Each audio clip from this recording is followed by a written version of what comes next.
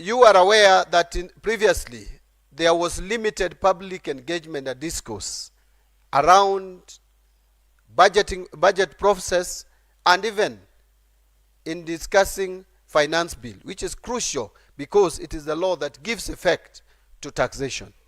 And as we always say that there should be no taxation without representation, I think it has been an oversight in terms of involving the public in determining how they were going to contribute towards running their economy.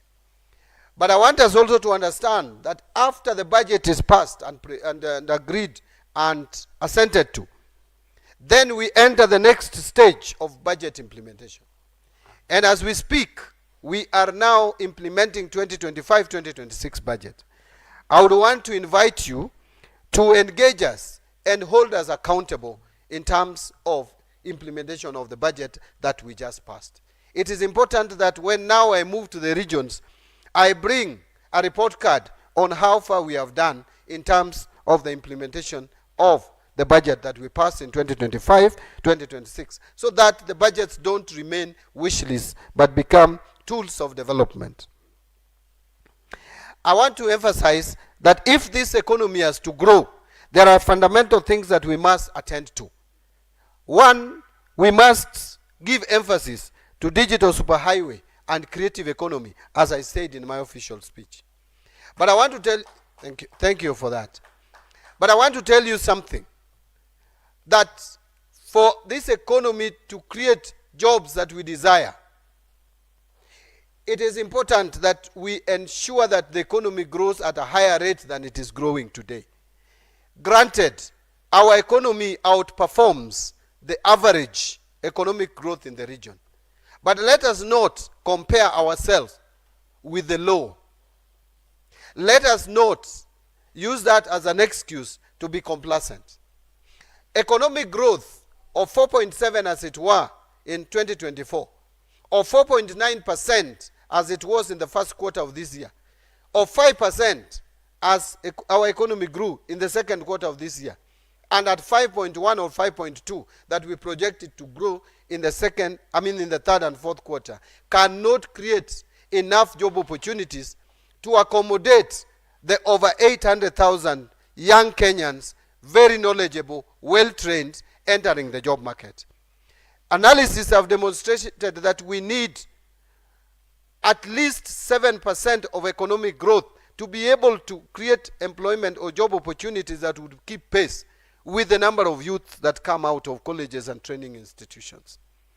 Therefore, how then would we realize an economic growth of 7% and above? It is important to note that that cannot be realized unless we still invest in infrastructure in this country. And the infrastructure that I'm talking about begins with roads. The roads that in this country, the roads leading to some of our major trading partner states are not in a state that would help spur and maintain economic growth and trajectory that we want. Take, for example, the road leading us to Uganda, which is a major trading partner for Kenya. It is in a terrible state. The road leading to Tanzania, Nairobi-Namanga Road, is not in a good condition in terms of traffic flow. But apart from that, we have other roads. Just coming here was a nightmare for me. I left State House to reach here. I took over 30 minutes. I was taking 30 minutes and I have a lead car. Assuming I didn't have the lead car to misbehave on the road. Because what I've done to reach here was just basically misbehaving. Moving on the wrong side of driving on the wrong side of the road. How many of you have that privilege to misbehave? None. Is that not true? And that cannot help our economy to grow. Thika Road, which used to be a fantastic road, is now not in the state that we would want to be proud of. Therefore, the road sector needs to be looked into. Let me summarize quickly.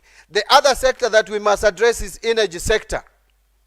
You cannot attract direct foreign investment into your economy if your energy supply is not reliable and is costly. So reliability and cost effectiveness of the energy sector, of the energy prices, is very critical for any economic progress. But we don't have that advantage at the moment. We must address that. The third area is the area of irrigation and food sufficiency. You cannot continue to rely on rain-fed agriculture and expect to be sufficient in food production. You cannot. You must look for ways of ensuring irrigated agriculture. And I will give you an example. We have a project that is running, and I'm sure you have read about it. If you have not been to Galana Kulalu, you must have read about it. You will hear about it. Galana Kulalu is a project that personally I'm very proud of. But you can only be able to put 10,000 acres under irrigation with the current arrangement. For us to move a step further, we need to do a dam to be able to irrigate at least 200,000 acres of land, and that is achievable. Right now, by the end of this year, we will have irrigated about 5,200. Each acre produces 35 bags of maize. We are now harvesting on 1,500 acres.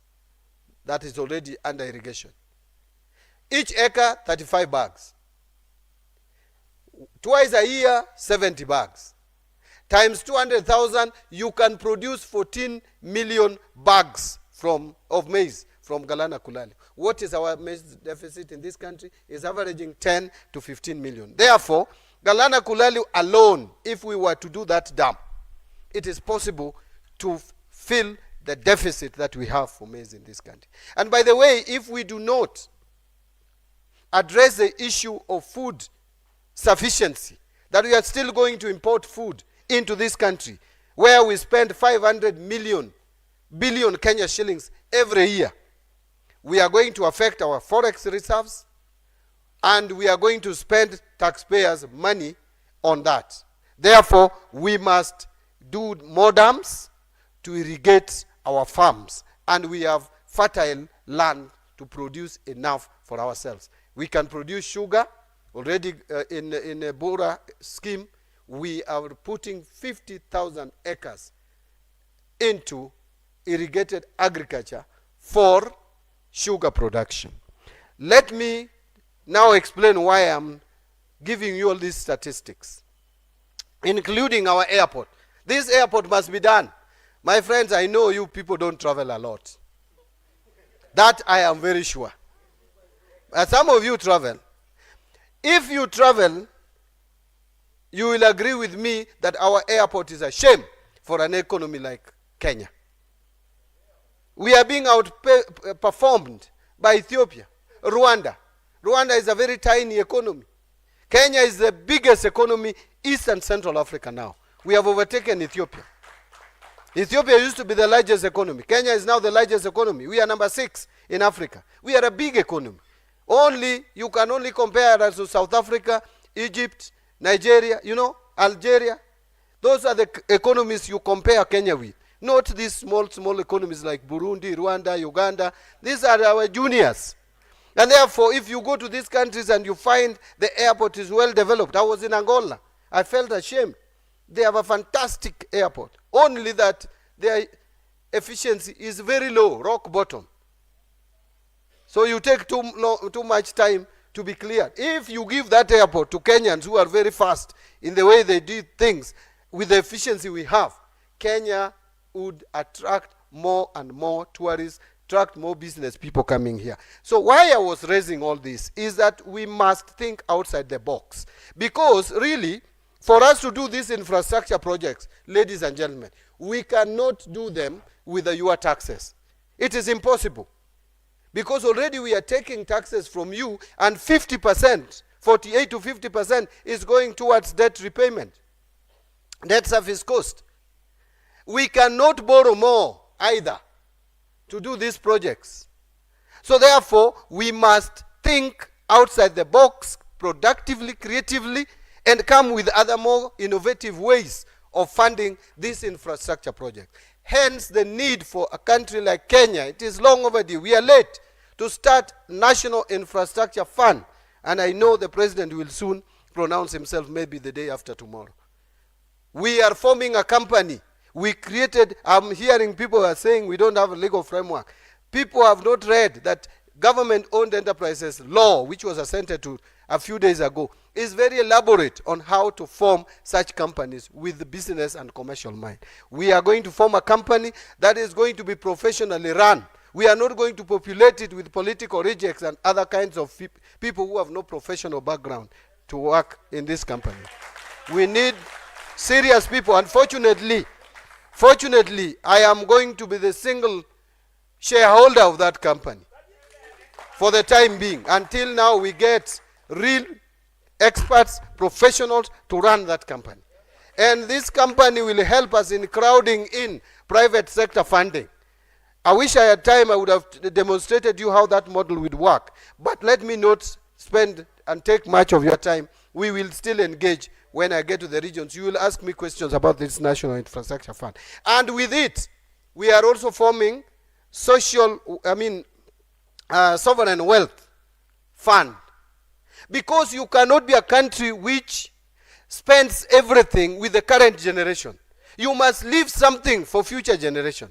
And we must create a fund for future generation, a fund that you don't dip your fingers in to finance your budget. That fund must be ring-fenced for the future generation. You can only reinvest it in projects that will give returns in a long period of time for our grandchildren to be able to enjoy the fruits of some of the things that we are doing today. Now, we are starting a process. I've moved to the next stage. We are in the process of starting to prepare the finance bill for 2026. And your input is very important, very necessary, especially those of you who are coming from business school, those who are doing economics, accounting, finance, and general business classes. You can input into the finance bill. Sometimes people imagine that finance bill is a monster. And I think it's a tradition, history. We thought finance bill is a monster prepared at the National Treasury 14th floor, and it is guided. And you know, the ministers then used to be very funny, actually, I would say. They used to be very dramatic. With that briefcase, everybody is waiting. In fact, people are not even selling commodities because they were anticipating price hikes. So if an announcement is made to raise prices, the following day, the new prices kick in. If prices are lowered, then they have to clear the stock. It takes some time. Some of us have gone through that. But now, things have changed. It is different. Public participation. We release a schedule for you to bring your input. This is the time. Speak to us. Tell us areas where you want some cuts to be made, and then tell us where you think we can also raise taxes, if at all there is. But Kenyans are presently complaining of being overtaxed. I don't think we have any option or leverage or latitude to raise taxes. If anything, we are looking for ways of now lowering the tax rates. And this, by the way, is a legal requirement that every year we must have a finance bill. We need your input, and we will engage you further on this. Now, I am done, but before I'm done with economic matters, because I want to end economic matters and then come to matters which probably touch on you and the politics, before I go to the plenary. You know, people are saying, the naysayers, they are telling us that there is nothing we have done. But I will tell you for a fact that things were not easy. Things were not very good. I will tell you, even as late as when I went to the Treasury last year, we could pay salaries up to 15th of the month for the previous month. Even paying loans, we were not sure. Remember last year, those of you who monitored, the shilling depreciated to the dollar up to almost 106, up to above 160 to the dollar. Didn't you see that? That was because up to February, there was a Eurobond loan that was coming up for payment by June as a bullet payment. I hope you understand what a bullet payment means. One-off payment. $2 billion is about 260 billion shillings.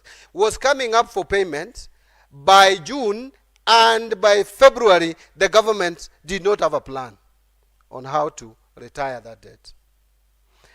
That is why, if you went to the banks to buy dollar, you couldn't get. That is where we had reached. It was terrible. Fortunately, that liability was managed, and that is why we became proactive this year, and we decided in February and March to liability manage a Eurobond that was coming in 2027. We paid 60% of it to give us that space and at least some breathing space. We went even a step further to be more proactive, to be more responsible, and we managed to pay the Eurobond of 2028. So now between now and 2031, we don't have any pressure in terms of paying our commercial debts. That has at least given us the latitude and the leverage to stabilize the shilling. Those who are asking why is the shilling stable, I am telling them the shilling is stable because the demand on the dollar is low. When demand is high, then obviously the price of a commodity goes up. Is that not the case? The reserves that we have is probably the highest in the history.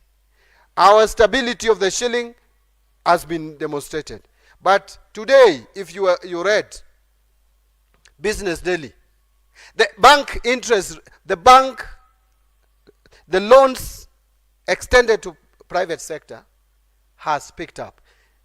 Early this year, end of last year, credit to private sector was growing at negative. What that means is that banks were not giving credit to the private sector. Do you know the effect of that? When private sector is not taking loans from the banks, they cannot expand business and therefore they cannot create jobs for you. Today, I am happy that in the month of November, the credit to private sector has grown by 6.3%. Meaning now private sector is expanding. And that is what you need for an economy to create employment. And I want to also repeat here that even the bank interest rates have started falling. By last year, November, the average lending rate was 17.2. Today, it is 14.9. Look at how it is dropping. And even non-performing loans were reported to have shrunk or come down. So that is what you need in an economy to grow. That is what you need for an economy to create jobs. What you people need are jobs. Is that not the case? Yes. Let me now leave that topic of economics and come back to leadership. I know when I see you here, most of you are student leaders. For you to be a student leader, it means you have that inkling, you have that passion to lead. Is that not the case? Leadership is actually a calling, and it starts from a very early age. I started leadership in primary school. That is where I started my leadership. And I remember in class 6, there was no class 8, because I happened to have been the second group of 844. So there was class 7 and class 6. So in class 6, and we had class 7, I was made what today you would call captain, or whatever you call it, president. In our case, we used to call them head boys. So I was the head boy, leading even class 7. Okay? And I was made a head boy. I think the head teacher, I recognized some leadership qualities in me at that early age. And I became a head boy from class 6, class 7, all the way to class 8. Now, with that, I started honing my leadership. Not owning, honing. Now, so what happened? I went to high school. High school, something happened. I want to explain to you that our principal, if you are I'm trying to be humble, yeah, but if you are academically smart, then you could not be made a prefect. That was his he never announced it, but you could see. So for the 4 years I was in school, I was treated like a prefect, but I was never one. And you understand why I was being treated. Actually, I think it was corruption, because the head boy and the deputy, they really gave me all the time. I could not even go and do the manual work. I could decide whether to go for games or read, because when they were stuck, they could come to me and I solved them. In fact, if there was assignment, they would basically come and copy what I've done. So I think that was corruption, isn't it? That was corruption. But what I'm trying to say, that ended. Now, when I came to the university, in my first year in campus, I was made the secretary of student organization of Lower Kabete campus. At our time, we didn't have an umbrella student body. Moi had abolished all umbrella student bodies. No, there was no SONU. We brought it, SONU 92, it was again disbanded. So each campus, those of you who come from the University of Nairobi, each campus, Chiromo, Parklands, Lower Kabete, Upper Kabete, Kikuyu campus, main campus, medical school, each campus had student leadership. I was secretary for 1 year, for 2 years. For 2 years, when I got to third year, I became the chairman. And I became chairman for third year and fourth year.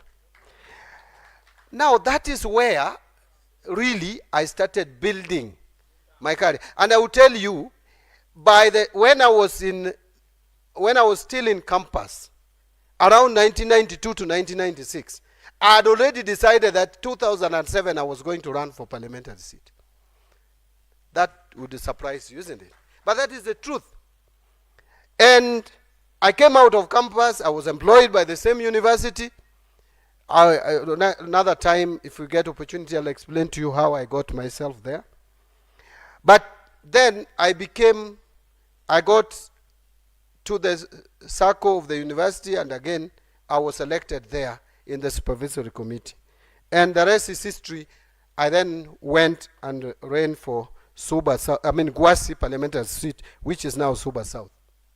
All this time, I was preparing myself to get into politics, because politics has been in my DNA. Yeah, those who know me, and a few of you are here, my politics has been in my DNA. Hata hii kazi ninafanya inanisuffocate. So, but I want to tell you something. If you want to succeed in politics, there are a few things that you must do.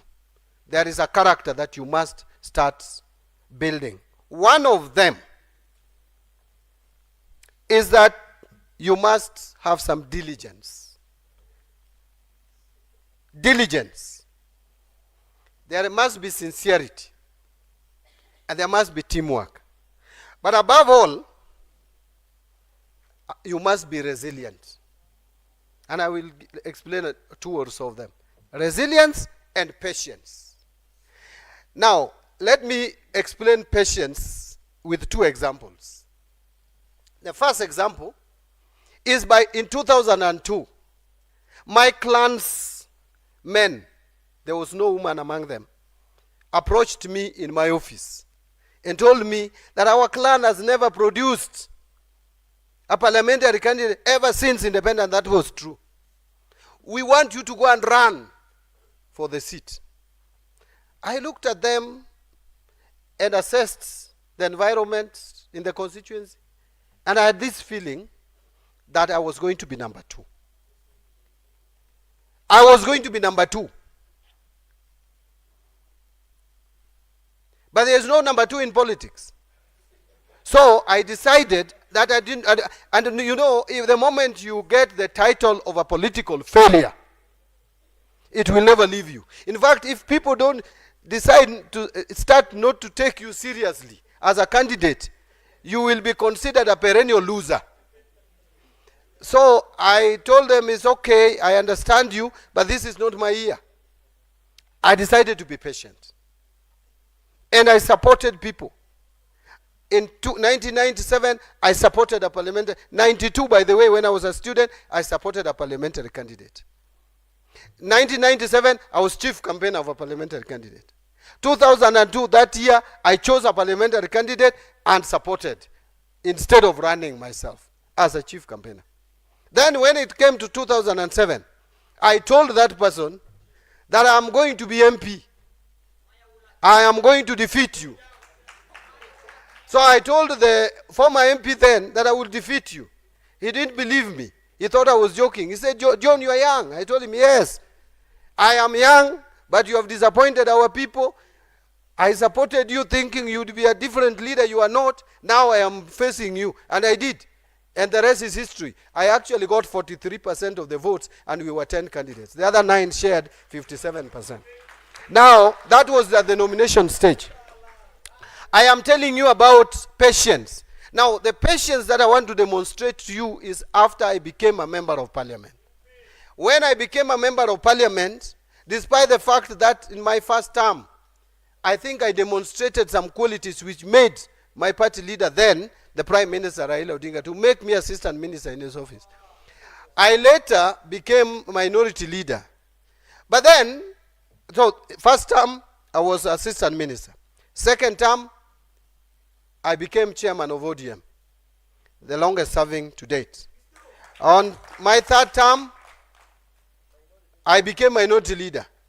Despite that, being chairman of a party, being minority leader, I was running for governor, and I went for the seat. I even shared with Baba, and I told him, Baba, now, having served 3 terms, being the senior most from this county, I feel, and with all my background, you know, kizungu mingi hapa, nimesema na kijaluo yote nikachanganya.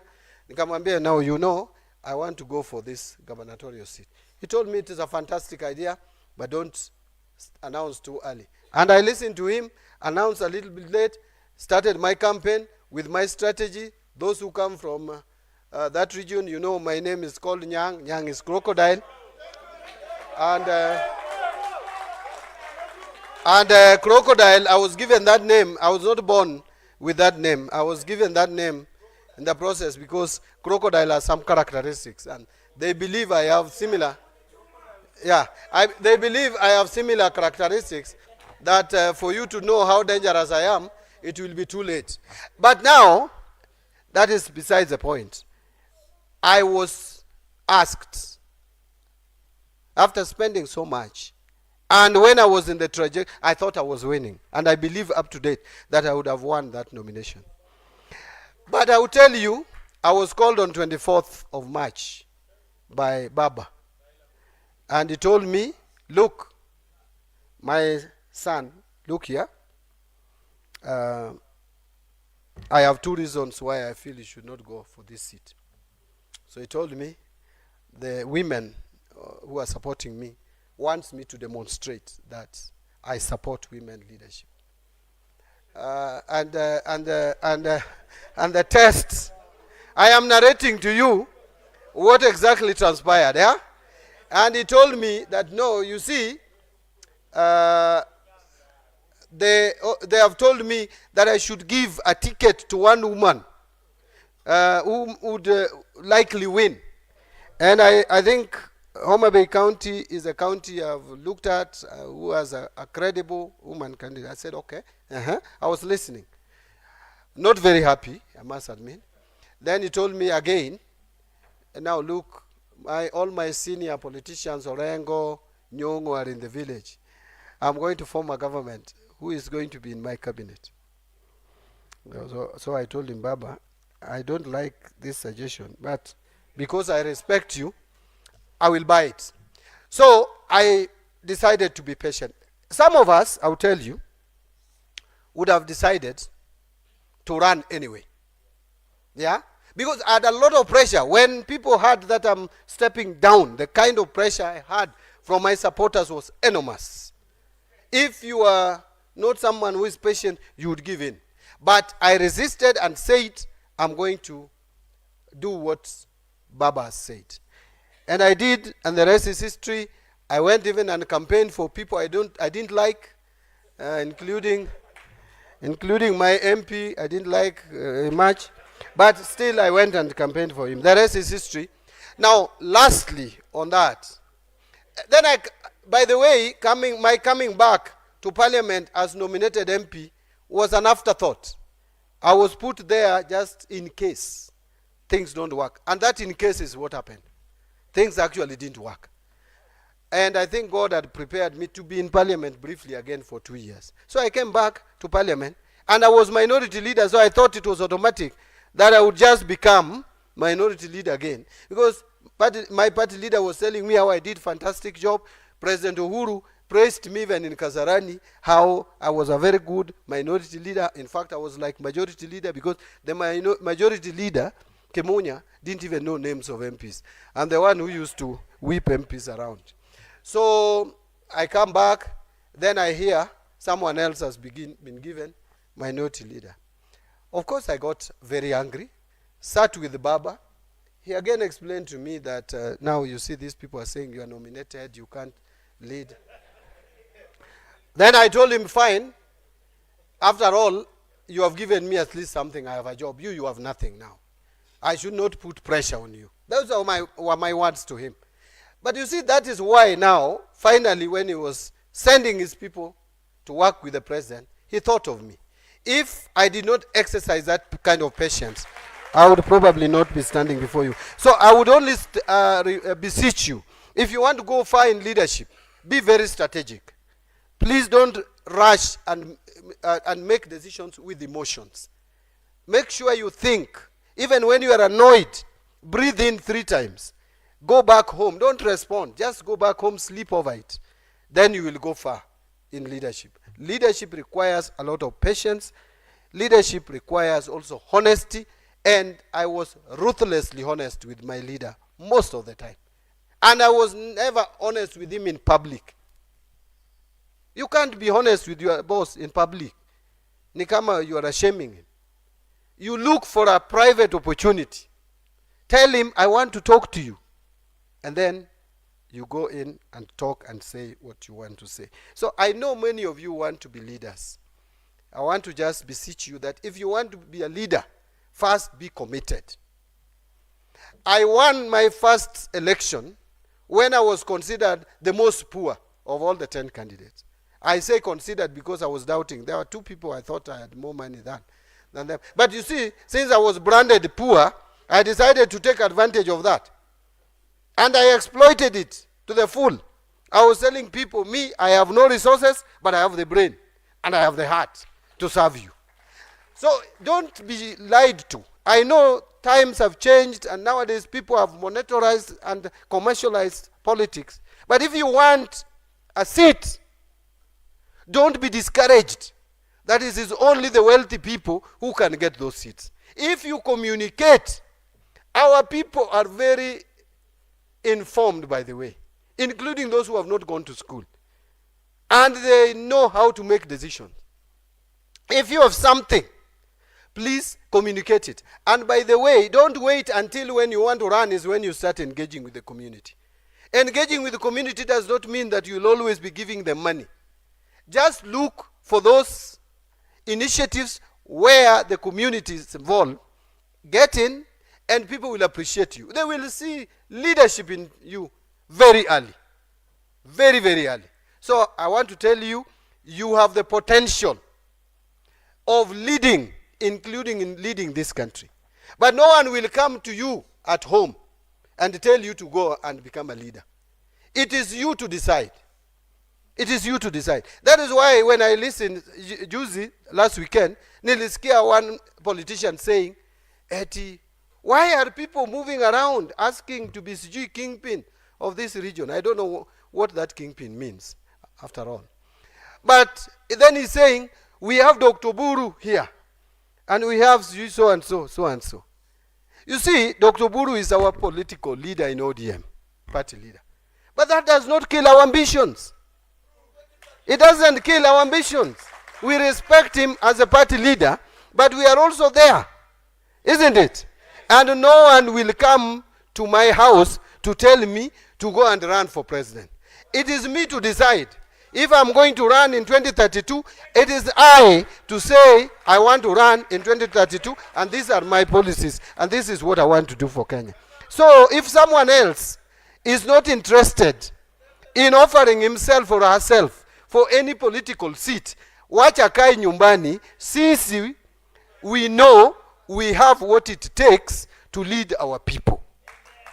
We have what it takes. I don't want to go beyond that. I think I've communicated. So, ladies and gentlemen, so that we can save on time, could you allow me to end there so that I could allow some of you to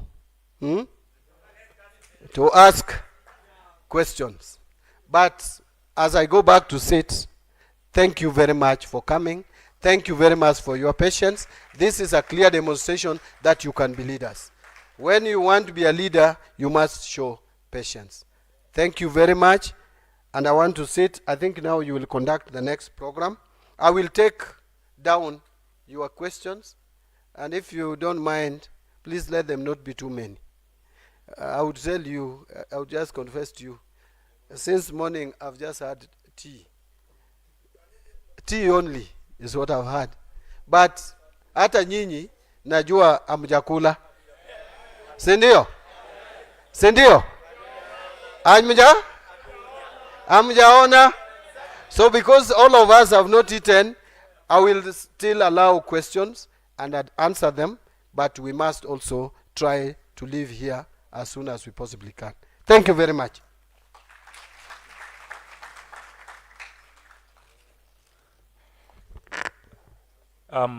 First, allow me to first focus on the keynote.